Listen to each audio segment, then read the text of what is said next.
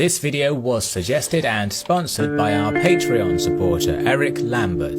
Supporting us on Patreon is the best way to propose and sponsor a new video. Despite its modest size, Japan was a battlefield throughout its history. The number of foreign incursions was relatively small, while the culture was homogeneous, so the wars were internal and feudal in their nature. These conflicts continued for centuries and featured many decisive battles, but none of them was as important as the Battle of Sekigahara. One of the biggest of its period, it decided the fate of Japan for the next 250 years. In the late 15th century, Japan entered a period called the Age of Warring States. The authority of the emperors had been a formality for centuries, and now the real rulers, the shoguns from the Ashikaga clan, also lost control. Small regional conflicts and a deteriorating economic situation became the symbols of this era. Enter military leader Oda Nobunaga. In 1559, he consolidated his home province, Owari. A year later, Nobunaga fended off an attack from the Imagawa clan, and in 1567 defeated the Saito and conquered their lands. The heir to the shogunate, Ashikaga Yoshiaki, was exiled from the capital, Kyoto, and asked Nobunaga for help. In 1568, Nobunaga defeated the rebels and raised Yoshiaki to power. He continued fighting his neighbours, and in 1569 captured the province of Ise and one of the biggest cities in Japan at the time, Sakai. Nobunaga was eager to gain even more power, and in the same year he sent the shogun a letter with 16 demands limiting his authority. Although Yoshiaki initially agreed, he started allying himself with the enemies of Nobunaga, the Azai, Asakura, and Takeda clans. Conflict with these enemies began in 1570, and despite receiving help from the Tokugawa clan, Nobunaga was on the losing end of the first battles. In 1573, his ally Tokugawa Ieyasu lost the Battle of Mikatagahara. Thankfully for Nobunaga, the leader of the Takeda clan, Shingen, died of illness during the same year, and that allowed Nobunaga to defeat the Azai and Asakura. The shogun was exiled yet again, and his second attempt to organize an alliance in 1576 failed. By 1582, most of central Japan was under Nobunaga's control. Nobunaga used trade with Portuguese merchants to his advantage. The gunpowder weapons bought from them strengthened his military power. Arquebusiers started replacing archers in Japanese armies. Nobunaga allowed Christianity to prosper in Japan and wore European attires. His cruelty against the Buddhist temples and ruthless pragmatism against his subordinates eventually became his undoing. In 1582, his general Akechi Mitsuhide rebelled against Nobunaga. Surrounded in Kyoto, Nobunaga had no other choice but to commit suicide, seppuku. Nobunaga's two main allies, Tokugawa Ieyasu and Toyotomi Hideyoshi, vied for his position, but it was Hideyoshi who defeated Akechi Mitsuhide in the Battle of Yamazaki, and that gave him the support of the Oda clan. As he was not a noble and couldn't become shogun, in 1585 he was declared the imperial regent, Kampaku. By 1590, he defeated the Hojo clan, thus uniting Japan under his authority. Japan was now looking outwards. Hideyoshi attempted to invade Korea on 2 occasions. We will probably talk about these campaigns in the future, but suffice to say that despite some initial successes, these invasions failed. On the home front, Hideyoshi was eager to secure the succession of power within his family. Initially, his nephew Hidetsugu was declared an heir, but in 1593 a new son, Hideyori, was born and made an heir. In 1598, Hideyoshi fell ill. Immediately, he appointed the 5 strongest feudal lords of Japan to be regents to his son. These 5 regents promised to rule alongside 5 civil administrators until Hideyori came of age. In the same year, Hideyoshi passed away. The ruling council started weaving intrigues almost immediately.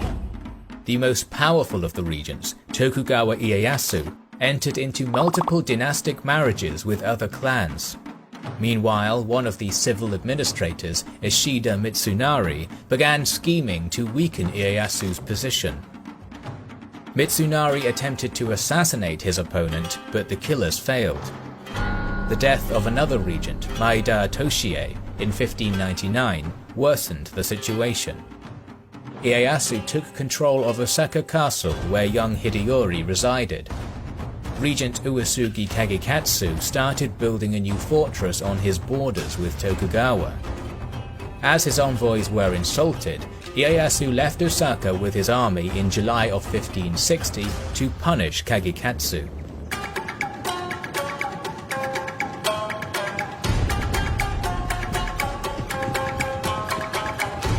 Eight members of the council led by Mitsunari used his absence and addressed an ultimatum to Ieyasu in August. A war became inevitable. Mitsunari and his supporters declared themselves loyal to Hideyori and formed what is now called the Western Army. Tokugawa and his allies are now known as the Eastern Army.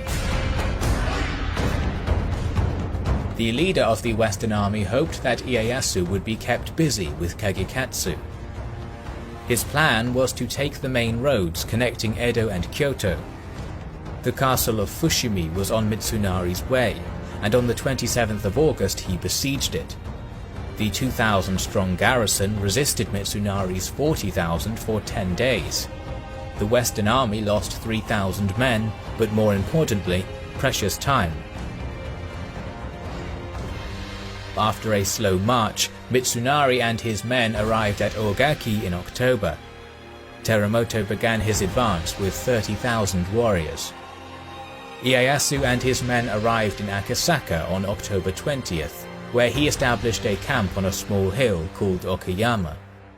Both sides had around 80,000 warriors. Mitsunari made the decision to order a general withdrawal towards Sekigahara, a place where, according to him, they would have a tactical advantage. The battle took place at Sekigahara on the 21st of October, 1600.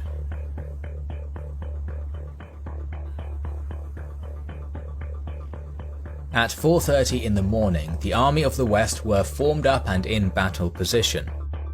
Ieyasu ordered his army to form up too. A thick fog covered the valley, so visibility was reduced to a few meters, and the troops had difficulty identifying the enemy. At 8 in the morning, the fog dispersed, and after a few moments, confrontation began. It is not entirely clear on which side the attack started, but it seems that a small cavalry group of the Eastern Army attacked first. Their initial attack was so surprising and violent that they reached the lines of the Shimazu clan. On the other side of the battlefield, the attack of Kyogoku Takemoto threatened the position of Otani Yoshitsugu, but this attack was contained. Nearly 20,000 men from the Eastern Army directly charged against Mitsunari's position on the left flank. An improvised defensive ring was created to prevent them from reaching Mitsunari, and this attack was stopped by the flanking forces in the area. Ieyasu sent even more troops into the area, but Mitsunari's soldiers managed to withstand these attacks, supported by the troops from the center. As Mitsunari's center was somewhat weakened, a group of arquebusiers were brought forward and managed to fire a volley.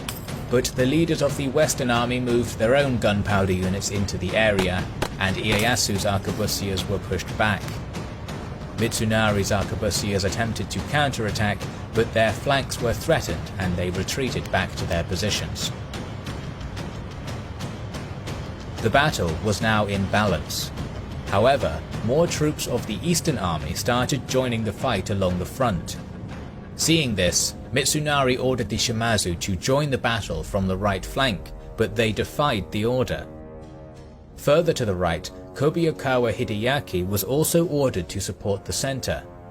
Unfortunately for Mitsunari, Hideaki betrayed him and pledged his loyalty to Ieyasu. Hideaki's troops joined the Eastern Army, and together they started rolling up Mitsunari's center. The leader of the Western Army attempted to retreat. He still had an ace in his pocket, as part of his forces consisting of the troops from the clans Mori, Chusakabe and Kikawa were still unscathed. As his center and the left flank retreated, the enemy was drawn in, and an attack could have changed the course of the battle. However, the Kikawa who were at the front of this group refused to attack, and that didn't allow Mori or Chusakabe to join the battle. Eventually, the whole group left the battlefield. Mitsunari's remaining forces were soon surrounded and massacred. The Western Army lost up to 40,000 troops, while Ieyasu's losses were around 5,000. Most of the Western commanders were either killed in battle or executed later. Victory at the Battle of Sekigahara allowed Tokugawa Ieyasu to seize control of the country and establish the Tokugawa shogunate. The Warring States period was over, and the new relative peace would last for the next 250 years. Thank you for watching our first video on Japanese history. We are looking to expand the geography we cover at all times, and if this video gets popular, we will surely produce more on Japan.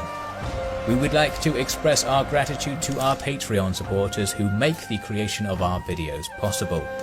Now you can also support us directly via YouTube by pressing the sponsorship button below the video, or buy our merchandise via the link in the description. This is the Kings and Generals channel, and we will catch you on the next one.